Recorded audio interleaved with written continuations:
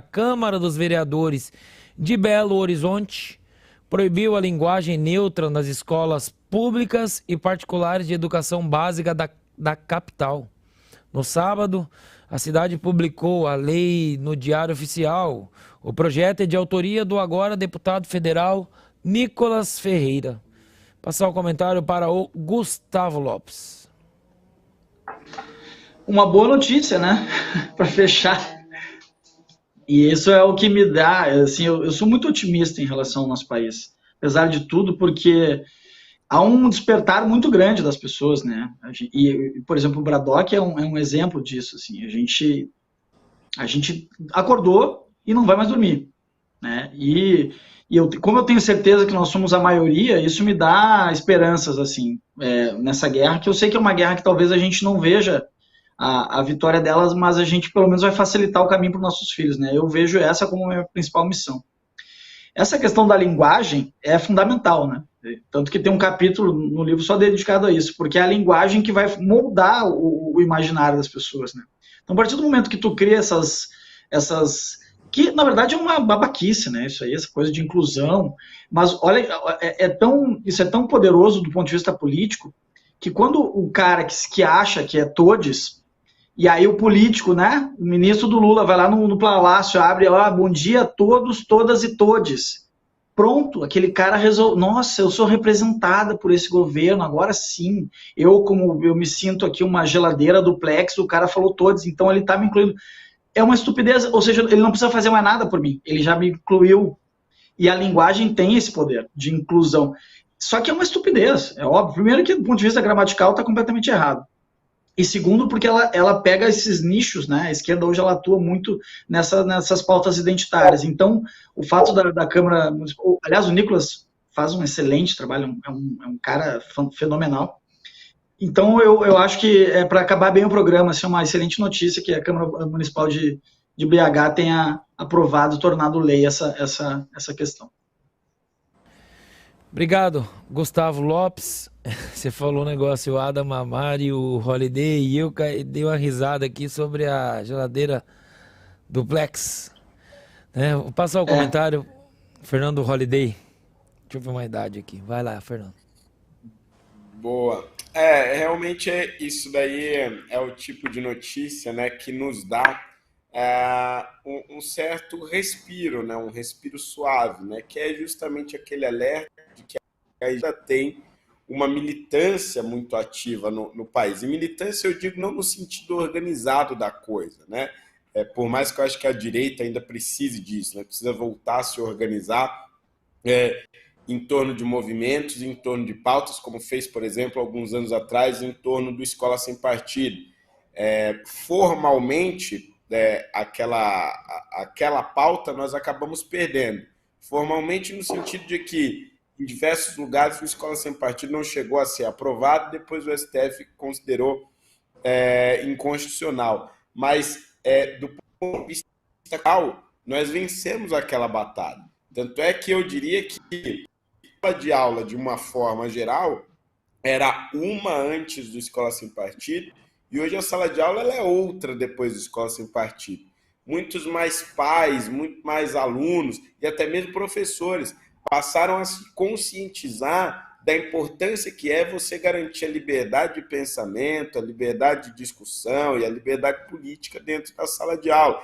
Esse era um tema que simplesmente não permeava a sociedade, não era uma discussão que nós tínhamos nos veículos de comunicação ou na academia, e nós passamos a ter esse tipo de discussão graças a essa mobilização da direita. Me parece que algo parecido está acontecendo agora em torno da ideologia de gênero, da linguagem neutra, só que de forma não tão organizada, mas ainda assim trazendo os seus resultados positivos. Não é admissível nós aceitarmos passivamente essa história da linguagem neutra em um país em que nós temos ali cerca de 10% da população analfabeta e uma imensa parte da população que é analfabeta funcional. Quer dizer, é o sujeito que ele lê o texto, ele consegue codificar as letras, as sílabas, muitas vezes ele até consegue codificar uma frase, mas quando ele olha o texto por inteiro, ele lê e não sabe o que leu. Quer dizer, ele identifica o significado dos códigos, mas não sabe qual é o significado do texto como um todo, não sabe interpretar um contexto.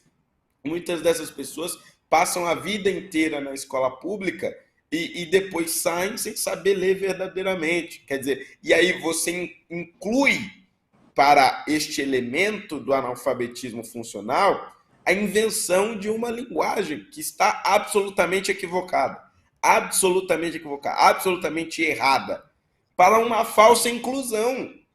Porque você mudar a linguagem não vai incluir mais pessoas. Pelo contrário, você estará excluindo mais ainda. Vai estar excluindo as pessoas que sequer conseguem entender a linguagem culta da língua portuguesa. Quem dirá uma linguagem inventada por alguns teólogos. Então, nesse sentido, alguns ideólogos.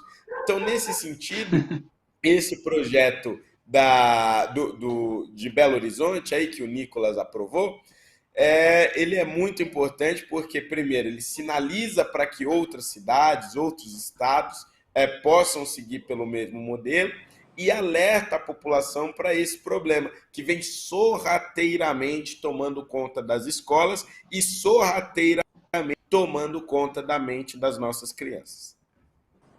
Obrigado, Holiday. Eu quero agradecer a Cida Manete, que fez o superchat. De tanto eu falar, faça o seu superchat. Ela fez e falou, tá aí, Anselmo. E mandou um sorrisinho. É isso aí, quem não chora não mama. Por isso que a gente pede, deixa o like, ative o badalo e se inscreva no nosso canal. Um abraço ao Leandro Martins também e agradecimento pelo superchat. Eu passo o comentário agora para Adam Mamari. Pois é, uma brincadeira que eu fiz com um amigo meu que é investidor, eu falei que esse projeto aprovado pelo Nicolas foi uma renda passiva. Para quem não é acostumado aí com o ambiente de investimento, é o seguinte, você investe e fica lá rendendo os frutos no futuro. Ou seja, o Nicolas não é mais nem vereador, mas o projeto dele continua, é aprovado e vai aí ganhar muito valor no decorrer do tempo para a educação de BH e provavelmente servirá de um exemplo para outras cidades, porque, como a gente sabe, a esquerda atua em mais. Eu até gostaria de mostrar um vídeo aqui que eu separei, mas eu acho que... eu acho que o áudio não vai pegar. Vou fazer um teste, se não funcionar, me avisem, mas eu gostaria muito de mostrar esse vídeo.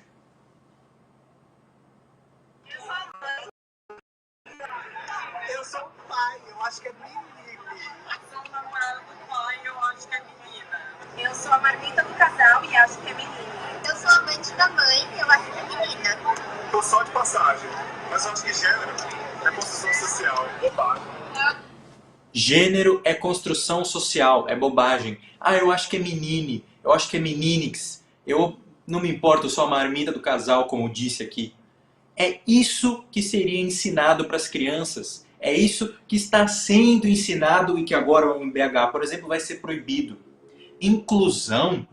5% da população brasileira estão entre os surdos e mudos. Em qual momento, eu nunca vi, vocês que estão aí assistindo, que vocês foram estudar, em qual momento teve uma educação ensinando línguas de sinais, linguagem de sinal? Sendo que são quase 10 milhões da população brasileira que são surdas e mudas. Em que momento que essas pessoas foram reconhecidas? Que eu me lembre, elas começaram apenas no governo Jair Bolsonaro, quando a Michelle fez o primeiro discurso de uma esposa de um presidente na história do Brasil e fez em linguagens de sinais. Eu não vou dar aqui um oi nem um tchau, porque infelizmente eu não sei, mas eu não sei porque não me ensinaram na escola. Mas linguagem neutra eu acabo sabendo, porque a gente tem que ouvir da reportagem aí, ou a gente tem que ouvir do Masterchef, boa noite a todos, todas e todes. Mas é por isso que eu sempre tenho orgulho de participar do Bradock, porque o Anselmo, né, nosso grande anfitrião aí, nosso grande apresentador, começa o programa falando boa noite a todos. Todos, sempre. Como disse o Pavanato, todes e vocês, todos não existe. Isso é uma invenção. Eu quero agradecer aqui ao Afonso Marques, fez um superchat e escreveu assim: só um pequeno copo de tererê para o Anselmo. Buenas. Obrigado, Afonso Marques. E passo comentário para o Márcio Labre. Ó, gente, eu só tenho uma ressalva quanto a isso. Por mais que tenha sido importante a aprovação, ela fica muito restrita ao ambiente da rede de ensino.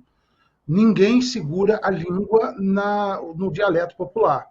Então, a gente precisa também ter a consciência de que nós precisamos nos policiarmos, porque, muitas vezes, nós, da direita, da militância, a gente tem um hábito, né, de transformar tudo em meme, tudo em piada.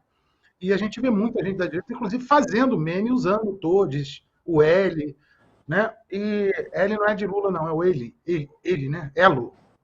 Eu não sei como é que é, mas é esse troço aí. Então, Tem 3 dialetos, quando você são 3 fala dialetos. até brincando, quando você fala isso até brincando, você está propagando esses dialetos, esses fonemas.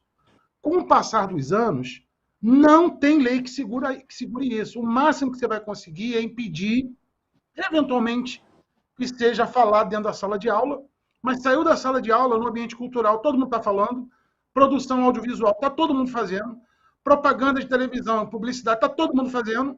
Tu vai fazer o quê? Tu vai prender o publicitário? Tu vai prender o produtor de cinema? Tu não vai, ninguém vai para a cadeia por causa disso.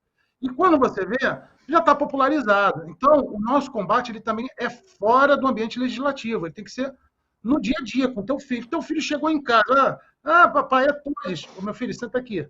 Esse negócio de todes não existe não, meu filho. Isso aí vai, explica, argumenta com as suas próprias palavras e tenta segurar isso na família. Esse é o nosso caminho, porque a gente não pode ficar muito preso só à legislação, achando que isso por si só resolve. Eu vou dar um exemplo prático aqui. Sábado, sextou. Daqui a 10 anos está no dicionário, amigo. Ninguém segura isso. Entendeu? Mas sábado é verbo? Não, mas vai virar verbo. Eu garanto para vocês, daqui a 10 anos está no dicionário. Obrigado, Márcio Labre. Obrigado a todos vocês, todos, um modo maiúsculo aí para vocês, por estar com a gente na segunda-feira. Como disse o Labre, a melhor educação vem de casa. Então os pais que tomem consciência disso e ensinem. Eu levei muita pancada quando pequeno e não tenho vergonha de falar do meu pai e minha mãe. Mas graças a Deus eu tenho certeza que onde eu vou as portas são abertas. Graças ao meu caráter, a pessoa que eu sou. E eu agradeço muito ao meu pai e à minha mãe pela forma que eu fui tratado.